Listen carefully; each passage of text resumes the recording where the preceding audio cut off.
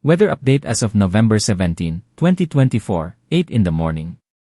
Magpatuloy ang scattered rains and isolated thunderstorms sa iba't ibang bahagi ng bansa. Typhoon Pipito, Manye, spotted near 15 north, 123 east, approximately 210 kilometers from National Capital Region, or NCR. Tracking west to west-northwest at 20 to 25 kilometers per hour, with maximum wind speed of 200 kilometers per hour, and gustiness of 245 kilometers per hour, within 200 kilometers radius from the center. Sa initial 4 to 5 days forecast ng Typhoon Pipito, Manye. Ang Typhoon Pipito, Manye. Tatawirin ngayong araw, November 17, ang Central Luzon kung walang pagbabago sa galaw at bilis nito.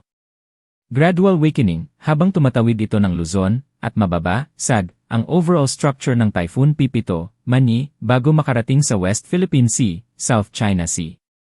May cloud cluster sa labas ng Philippine Area of Responsibility. Ito ay binabantayan sa mga pagbabago na posibleng na makakaapekto sa bansa. Disclaimer. Ito ay isang independent weather forecasting page, gamitin lamang ito bilang reference page.